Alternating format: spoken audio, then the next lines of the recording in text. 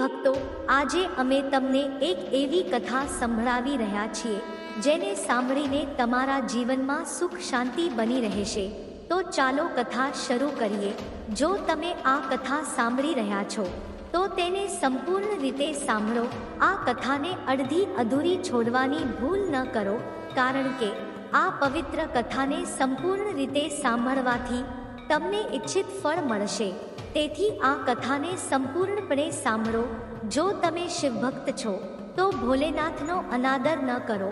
શ્રોતાઓ, સોમવારની વ્રત કથા અનુસાર એક વખત ભગવાન ભોલેનાથ અને માતા પાર્વતી મૃત્યુલોકમાં યાત્રા કરવાની ઈચ્છા સાથે બંને વિદર્ભ દેશના અમરાવતી નામના ખૂબ જ રમણીય નગરમાં પહોંચ્યા. અમરાવતી નગરી અમરપુરીની જેમ તમામ પ્રકારના સુખોથી ભરેલું હતું. ત્યાંના મહારાજે એક ઉત્કૃષ્ટ શિવમંદિર બનાવ્યું હતું.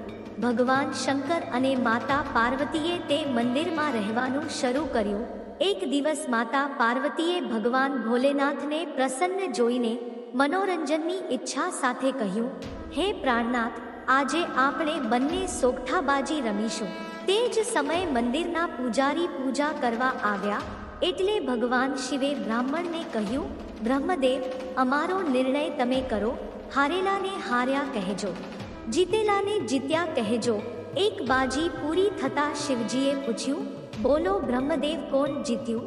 ત્યારે બ્રાહ્મણે કહ્યું, પ્રભુ, તમે જીત્યા અને માતાજી હાર્યા.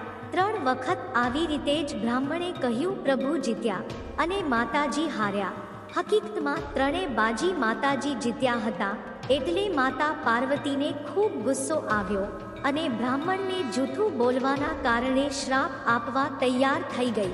ભોલેનાથે માતા પાર્વતીને ઘણું સમજાવ્યું, પરંતુ તેમણે બ્રાહ્મણને કોઢ થવાનો શ્રાપ આપ્યો. માતા પાર્વતીના શ્રાપને કારણે થોડા સમય પછી પૂજારીના શરીર પર કોઢ થઈ ગયો અને તે ખૂબ જ દુઃખી થઈ ગયો. પૂજારીને શ્રાપ ભોગવતા ઘણો લાંબો સમય થઈ ગયો હતો. પછી એક દિવસ દેવલોકની અપ્સરા એ જ મંદિરમાં શિવજીની પૂજા કરવા આવી. પૂજારીનું દુઃખ જોઈને તેમણે કરુણાપૂર્વક તેમને રોગનું કારણ પૂછ્યું. પૂજારીએ ખચકાટ વિના આખી વાત કહી.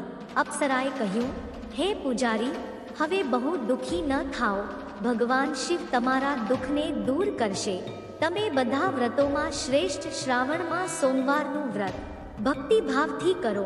પૂજારીએ અપ્સરાને વિનમ્રતાથી શ્રાવણમાં સોમવારના વ્રતની રીત પૂછી.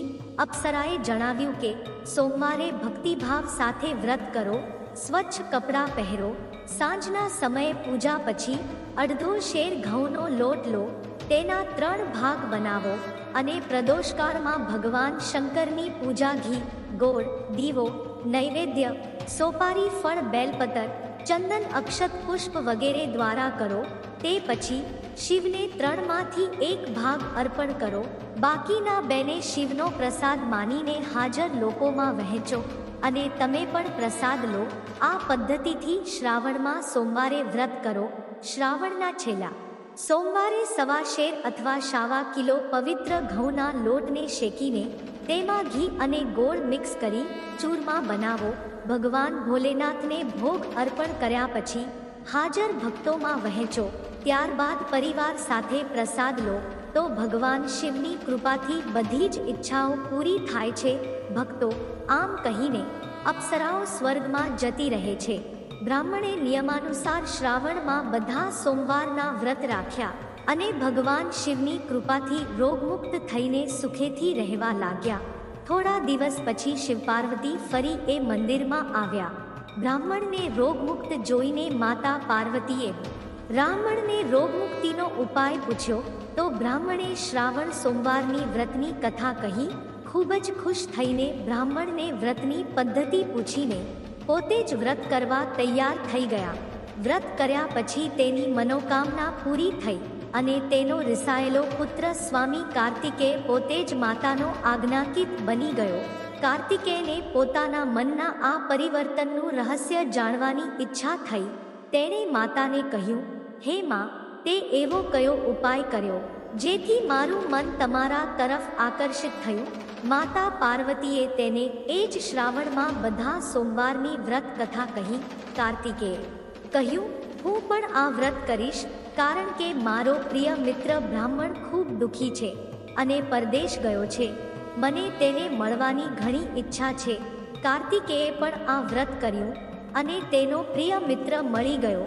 મિત્રએ આ આકસ્મિક મુલાકાતનું રહસ્ય પૂછ્યું. પછી કાર્તિકેયે કહ્યું, હે મિત્ર, તમને મળવાની ઈચ્છાથી મેં શ્રાવણ મહિનાના બધા જ સોમવારના વ્રત કર્યા હતા. હવે બ્રાહ્મણ મિત્રને તેના લગ્નની ખૂબ જ ઈચ્છા થઈ આવી. તેણે કાર્તિકેયને વ્રત વિધિ પૂછી અને નિયમાનુસાર વ્રત કર્યા. વ્રતની અસરને કારણે જ્યારે તે કોઈ કામ માટે બીજા નગરમાં ગયો, તે સમયે રાજાની પુત્રીનો સ્વયંવર હતો. રાજાએ પ્રતિજ્ઞા લીધી હતી કે તે તેની પ્રિય પુત્રીના લગ્ન એ રાજકુમાર સાથે કરશે, જેના ગળામાં હાથી જયમાલા પહેરાવશે. શિવની કૃપાથી તે બ્રાહ્મણ પણ સ્વયંવરના દર્શનની ઈચ્છા સાથે રાજસભામાં બેઠો. નક્કી કરેલા સમયે હાથી જયમાલાને તે બ્રાહ્મણના ગળામાં પહેરાવી દીધી. રાજાએ પોતાના વચન પ્રમાણે બ્રાહ્મણના લગ્ન પોતાની દીકરી સાથે ખૂબ જ ધામધૂમથી લગ્ન કર્યા. બ્રાહ્મણને ખૂબ ધન અને સન્માનથી સંતુષ્ટ કરવામાં આવ્યો. બ્રાહ્મણ સુંદર રાજકુમારી સાથે લગ્ન કરીને સુખી જીવન જીવવા લાગ્યો. એક દિવસ રાજકુમારીએ તેના પતિને પૂછ્યું, હે પ્રાણનાથ, તમે એવું કયું મોટું પુણ્ય કર્યું કે જેની અસરથી હાથીએ બધા રાજકુમારોને છોડીને તમને પસંદ કર્યા? બ્રાહ્મણે કહ્યું, હે પ્રિય, મારા મિત્ર કાર્તિકેયના કહેવાથી મેં શ્રાવણમાં બધા સોમવારના વ્રત કર્યા, જેની અસરથી મને તમારા જેવી સુંદર પત્ની મળી. રાજકુમારી વ્રતનો મહિમા સાંભળીને ખૂબ જ આશ્ચર્યચકિત થઈ ગઈ. તેણે પણ પુત્રની ઈચ્છા રાખીને વ્રત શરૂ કર્યા. શિવની કૃપાથી તેના ગર્ભમાંથી ખૂબ જ સુંદર, સુશીલ એવો એક વિદ્વાન પુત્રનો જન્મ થયો. માતા પિતા બંને તે દેવપુત્રને જોઈને ખૂબ ખુશ થયા અને તેને સારી રીતે ઉછેરવાનું શરૂ કર્યું. જ્યારે પુત્ર સમજદાર બન્યો ત્યારે એક દિવસ તેણે તેની માતાને પૂછ્યું, હે માતા, તમે કયું તપ કર્યું છે જેનાથી તમારા ગર્ભમાંથી મારા જેવો પુત્ર જન્મ્યો? માતાએ શ્રાવણના સોમવારની વ્રત કથા તેના પુત્રને સંભળાવી. જ્યારે પુત્રએ આ સરળ વ્રત સાંભળ્યું, જે તમામ પ્રકારની ઈચ્છાઓને પૂર્ણ કરે છે, એટલે રાજ્યનો અધિકાર મેળવવાની ઈચ્છા સાથે તેણે પણ વ્રત શરૂ કરી દીધા. બધા સોમવારના વ્રત શરૂ કર્યા. વ્રત શરૂ થયા પછી એક દિવસ દેશના વૃદ્ધ રાજાના દૂત આવ્યા અને રાજકુમારી માટે તેની પસંદગી કરી. રાજાને પોતાની પુત્રીના લગ્ન આ સર્વગુણોથી સંપન્ન બ્રાહ્મણ યુવક સાથે કરીને ખૂબ જ સુખ મળ્યું. વૃદ્ધ રાજાના મૃત્યુ પછી આ બ્રાહ્મણ યુવાનને સિંહાસન પર બેસાડવામાં આવ્યો, કારણ કે દિવંગત રાજાને કોઈ પુત્ર ન હતો. રાજ્યનો વારસ બન્યા પછી પણ તે બ્રાહ્મણ પુત્ર શ્રાવણના તમામ સોમવારે વ્રત કરતો હતો. જ્યારે શ્રાવણનો છેલ્લો સોમવાર આવ્યો ત્યારે બ્રાહ્મણના પુત્રએ તેની પત્નીને પૂજા સામગ્રી સાથે શિવાલયમાં શિવપૂજા માટે આવવા કહ્યું, પરંતુ તેની પત્નીએ તેની આજ્ઞાની પરવા ન કરી અને દાસીઓ દ્વારા બધી સામગ્રી શિવાલયમાં મોકલી આપી, પરંતુ તેઓ જાતે ગયા નહીં. રાજાએ શિવની પૂજા પૂરી કરી ત્યારે આકાશવાણી થઈ, હે રાજા, તમારી આ રાણીને રાજમહેલમાંથી કાઢી મૂકો, નહીં તો એ તમારો સર્વનાશ કરી નાખશે. આકાશવાણી સાંભળીને રાજાને ખૂબ જ આશ્ચર્ય થયું. તેઓ મંત્રણા રૂમમાં આવ્યા અને પોતાના મંત્રીઓને બોલાવ્યા અને પૂછ્યું, હે મંત્રીઓ, મને આજે શિવજીની આકાશવાણી મળી છે કે રાજા, તમે આ રાણીને રાજ્યમાંથી કાઢી મૂકો, નહીંતર એ તમારો સર્વનાશ કરી દેશે. રાજ્યના પ્રધાનો અને સલાહકારો બધા જ વિસ્મય અને દુઃખમાં ડૂબી ગયા, કારણ કે જે રાજકુમારીના કારણે રાજ્ય મળ્યું હતું, રાજા તેને જ કાઢવા માટે તૈયાર થઈ ગયો હતો. છતાં રાજાએ પોતાની પત્નીને મહેલની બહાર કાઢી મૂકી. રાણી ઉદાસ હૃદયે ભાગ્યને શ્રાપ આપતી નગરની બહાર જતી રહી. પગરખા વગર અને ફાટેલા કપડાં પહેરીને, ભૂખથી દુઃખી થઈને ધીમે ધીમે ચાલતી તે એક ગામમાં પહોંચી. ત્યાં એક વૃદ્ધ સ્ત્રી સૂતર કાંતતી હતી અને વેચતી હતી. રાણીની કરુણાભરી હાલત જોઈને વૃદ્ધ સ્ત્રીએ કહ્યું, ચાલો તમે મારું સૂતર વેચી આપો, હું ઘરડી છું, મને ભાવની ખબર નથી. આ સાંભળીને રાણીએ વૃદ્ધાના માથામાંથી સૂત્રનું પોટલું ઊંચકીને પોતાના માથા પર મૂકી દીધું. થોડી વાર પછી વાવાઝોડું આવ્યું અને પેલી વૃદ્ધ સ્ત્રીનું સૂતર પોટલું ઉડી ગયું. બિચારી વૃદ્ધ સ્ત્રી પસ્તાતી રહી અને રાણીને તેનાથી દૂર રહેવાનું કહ્યું. આ પછી જ્યારે રાણી એક ઘાંચીના ઘરે ગઈ ત્યારે શિવકોપના કારણે તે જ ક્ષણે તેલના બધા વાસણ તૂટી ગયા. ઘાંચીએ રાણીને પણ ઘરમાંથી કાઢી મૂકી. ખૂબ જ દુઃખી રાણી નદીના કિનારે ગઈ ત્યારે નદીનું બધું પાણી સુકાઈ ગયું. પછી રાણી એક જંગલમાં ગઈ અને ત્યાંના તળાવમાં પાણી પીવા ગઈ. તેના હાથનો સ્પર્શ થતાં જ તળાવનું કમળ જેવું ચોખ્ખું પાણી અસંખ્ય જંતુઓથી ગંદુ થઈ ગયું. રાણી તેના ભાગ્યને દોષ આપતી તે પાણી પીને ઝાડની ઠંડી છાયામાં આરામ કરવા માંગતી હતી. પરંતુ રાણી જે ઝાડની નીચે ગઈ તે ઝાડના પાંદડા તરત જ પડી ગયા. જંગલ, તળાવ અને પાણીની આવી હાલત જોઈને ગૌપાલકોએ આ વાત પોતાના પૂજારીને કહી, જે જંગલમાં આવેલા મંદિરના પૂજારી હતા. પૂજારીના આદેશ મુજબ ગોવાળિયા રાણીને પકડીને પૂજારી પાસે લઈ આવ્યા. રાણીના ચહેરાની ચમક અને શરીરની સુંદરતા જોઈને પૂજારીને સમજાઈ ગયું કે તે વિધિની મારી કોઈ દુખિયારી સ્ત્રી છે. પછી પૂજારીએ રાણીને કહ્યું, દીકરી, હું તને મારી દીકરીની જેમ રાખીશ. તું મારા આશ્રમમાં રહેજે, હું તને કોઈ તકલીફ નહીં આપું. પૂજારીની વાત સાંભળીને રાણીને થોડી ધીરજ થઈ અને આશ્રમમાં રહેવા લાગી. પણ રાણી જે કંઈ ખાવાનું બનાવતી તેમાં કીડા પડી જતા અને જે પણ પાણી લઈને આવતી તેમાં પણ કીડા પડી જતા. રાણીની આ હાલત જોઈને પૂજારી ખૂબ જ દુઃખી થઈ ગયો અને કહ્યું, હે દીકરી, તારા પર કયા દેવનો કોપ છે જેના કારણે તારી આવી દશા થઈ છે? પૂજારીની વાત સાંભળીને રાણીએ કહ્યું કે તેણે ભગવાન શિવની પૂજાનો બહિષ્કાર કર્યો હતો. આ સાંભળીને પૂજારી ભગવાન શિવની સ્તુતિ કરીને રાણીને કહ્યું, પુત્રી, તમે બધા મનોરથ પૂર્ણ કરવા વાળો શ્રાવણ સોમવારનું વ્રત કરો. તેની અસરથી તમે તમારા દુઃખથી મુક્ત થઈ જશો. પૂજારીની આજ્ઞાનું પાલન કરીને રાણીએ શ્રાવણ સોમવારનું વ્રત શરૂ કર્યું. છેલ્લા સોમવારે નિયમથી પૂજા કરવામાં આવી. તે પૂજાની અસરના કારણે રાજાના મનમાં વિચાર આવ્યો કે રાણીને ગયાને ઘણો સમય થઈ ગયો છે. તે ક્યાં ભટકતી હશે તેની ખબર નથી. તેને શોધવું જોઈએ. આ વિચારીને રાજાએ ચારે દિશામાં સૈનિક મોકલ્યા. સૈનિકો રાણીને શોધતા પૂજારીના આશ્રમમાં પહોંચ્યા. ત્યાં રાણીને જોઈને તેમણે પૂજારીને રાણીને પોતાની સાથે લઈ જવા વિનંતી કરી. પણ પૂજારીએ ના પાડી દેતા સૈનિકો ચૂપચાપ પાછા ફર્યા અને મહારાજને રાણીનું સરનામું કહ્યું. રાણીનું સરનામું મળ્યા પછી રાજા પોતે પૂજારીના આશ્રમમાં ગયા અને પૂજારી મહારાજને કહ્યું કે મહારાજ, જે દેવી તમારા આશ્રમમાં રહે છે એ મારી પત્ની છે. શિવના ક્રોધને લીધે મેં તેને તરહોડી દીધી હતી. હવે શિવનો પ્રકોપ શાંત થયો છે, તેથી જ હું તેને લેવા આવ્યો છું. મહેરબાની કરીને તેને મારી સાથે આવવા દો. પૂજારીએ રાણીને પૂછ્યું અને રાણીને રાજા સાથે જવા દીધી.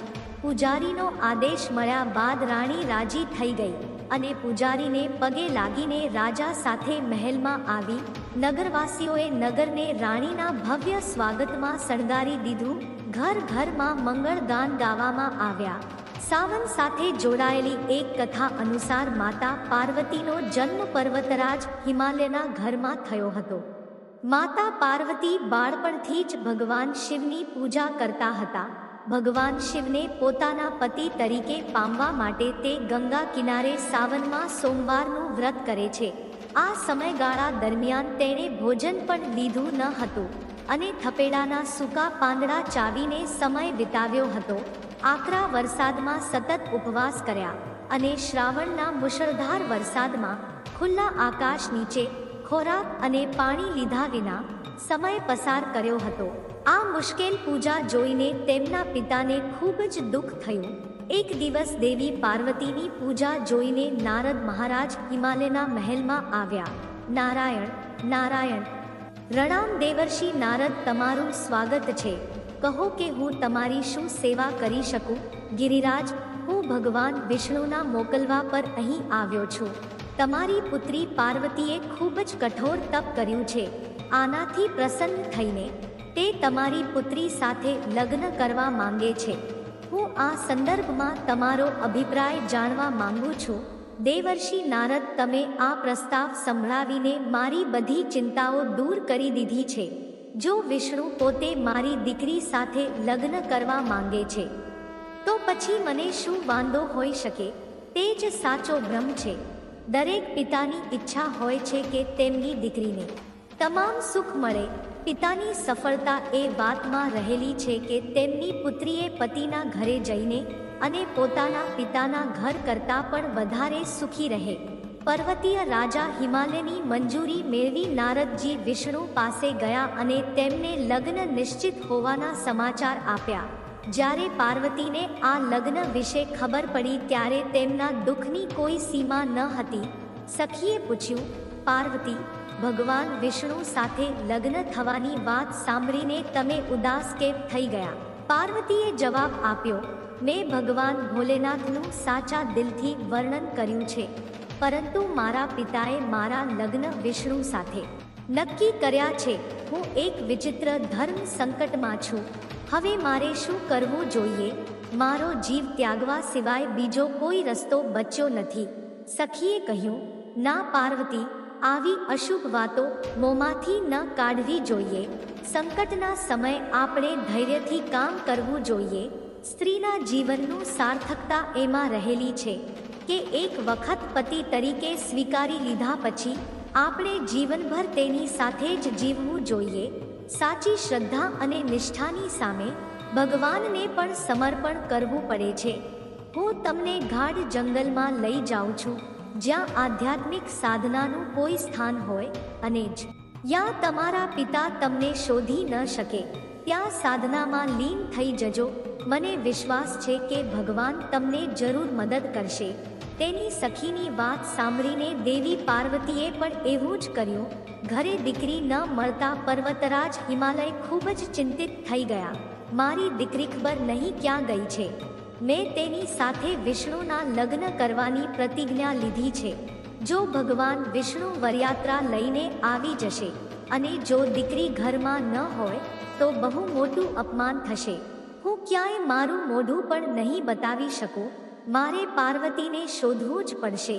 તેમણે પાર્વતીને શોધવાનું શરૂ કર્યું. અહીં પાર્વતી પોતાના સખી સાથે નદી કિનારે ગુફામાં ભગવાન શિવની પૂજા કરવામાં લીન થઈ ગયા. તે દિવસ હતો ભદ્રપદ શુક્લ તૃતીયાનો. એ દિવસ હતો. તે દિવસે માતા પાર્વતીએ માટીનું શિવલિંગ બનાવ્યું. સાવનમાં વ્રત કર્યું. આખી રાત તે ભગવાન શિવની સ્તુતિ કરતી રહી. ઓમ નમઃ શિવાય, ઓમ નમઃ શિવાય, ઓમ નમઃ શિવાયની સ્તુતિ કરતી રહી. દેવી પાર્વતીની આકરી તપસ્યાના પ્રભાવથી ભગવાન શિવનું આસન ડોલવા લાગ્યું. તેમની સમાધિ તૂટી ગઈ અને તે દેવી પાર્વતી સમક્ષ પ્રગટ થયા. દેવી પાર્વતી, હું તમારી તપસ્યાથી પ્રસન્ન થયો છું. તમને જે વરદાન જોઈએ તે માંગો. પ્રભુ, મેં તમને હૃદયથી પતિ તરીકે સ્વીકાર્યા છે. જો તમે ખરેખર મારી તપસ્યાથી પ્રસન્ન થઈને અહીં આવ્યા છો તો મને તમારી પત્ની તરીકે સ્વીકાર કરો. દેવી પાર્વતી, શું તમે મારી સાથે ખુશ રહી શકશો? મેં તમને નાનપણથી જ મારા પતિ તરીકે સ્વીકાર્યા હતા. હું જાણું છું કે તમને પતિ તરીકે મેળવીને તમારી પત્ની બનવાથી મને તમામ સુખ અને સૌભાગ્ય મળશે. કૃપા કરીને મને તમારી પત્ની તરીકે સ્વીકાર કરો. દેવી પાર્વતીના પ્રેમ અને શ્રદ્ધાની તપસ્યાની જીત થાય છે અને ભગવાન શિવ તેમને ઈચ્છિત વરદાન આપે છે અને અંતર્ધ્યાન થઈ જાય છે. તે જ સમયે ગિરિરાજ તેમના દરબારીઓ સાથે દેવી પાર્વતીની શોધમાં ત્યાં પહોંચે છે. દીકરી, તારી આવી કઠોર તપસ્યાનું કારણ શું છે? તારી આવી હાલત જોઈને હું ખૂબ જ દુઃખ થાય છે. ચાલો પુત્રી, મહેલ પાછા ચાલો. તારી આ હાલત હું જોઈ શકતો નથી. પિતા, મેં મારું મોટા ભાગનું જીવન સખત તપસ્યામાં વિતાવ્યું છે. મારી તપસ્યાનો હેતુ માત્ર એટલો જ હતો કે હું મહાદેવને પતિ તરીકે મેળવવા માંગતી હતી. આજે હું પોતાની તપશ્ચર્યાની કસોટીમાં પાસ થઈ છું, કારણ કે તમે મને વિષ્ણુ સાથે પરણાવવાનું નક્કી કર્યું હતું. તેથી હું મારા આરાધ્યની શોધમાં ઘર છોડીને જતી રહી. હવે હું તમારી સાથે મહેલમાં આ શરતે પાછી આવીશ કે તમે મારા લગ્ન વિષ્ણુ સાથે નહીં પણ મહાદેવ સાથે કરાવશો. દેવી પાર્વતીના દ્રઢ નિશ્ચયને જોઈને પર્વતરાજ હિમાલય સંમત થઈ ગયા અને દેવી પાર્વતીને ઘેર લઈ ગયા. થોડા સમય બાદ ભાદ્રપદની શુક્લ તૃતીયા પર ભગવાન ભોલેનાથ અને દેવી પાર્વતીના વિવાહ સંપન્ન થયા. દેવી પાર્વતીએ મહાદેવની પૂજા અને સોમવારના વ્રતના ફળ સ્વરૂપે તેઓ લગ્ન કરી શક્યા. તે દિવસથી શ્રાવણમાં સોમવારનું વ્રત શરૂ થયું. કહેવાય છે કે વિવાહિત મહિલાઓ અને કુંવારી કન્યાઓ જે આ વ્રત કરે છે, ભગવાન ભોલેનાથ અને માતા પાર્વતી તેમને ઈચ્છિત ફળ આપે છે. માટે સૌભાગ્યની ઈચ્છા રાખનાર દરેક યુવતીએ સોમવારનું વ્રત પૂરી ભક્તિ અને શ્રદ્ધાથી શ્રાવણમાં કરવું જોઈએ અને તે દિવસે તેમની પૂજા ખૂબ જ ફળદાયી માનવામાં આવે છે. આ દિવસે વિવાહિત મહિલાઓ માતા પાર્વતી અને ભગવાન શિવ પાસેથી અખંડ સૌભાગ્ય માટે આશીર્વાદ લે છે. જ્યારે કુમારી છોકરીઓ પણ સારા પતિની કામના માટે શ્રાવણનું વ્રત કરે છે. શ્રાવણમાં વિવાહિત મહિલાઓ 16 શૃંગાર કરીને દેવી પાર્વતી અને ભગવાન શિવની સંપૂર્ણ સમર્પણ સાથે પૂજા કરે છે અને તેમના પતિના લાંબા આયુષ્ય માટે પ્રાર્થના કરે છે. આ વિડિયો બોલતી વખતે જો કોઈ ભૂલ થઈ હોય તો હું માફી માંગુ છું. આશા રાખું છું કે તમને બધાને આ વિડિયો ગમ્યો હશે. જો તમે શિવના સાચા ભક્ત છો તો ચેનલને સબસ્ક્રાઇબ કરો અને વિડિયો લાઈક કરો. આભાર. હર હર મહાદેવ. ઓમ નમઃ શિવાય.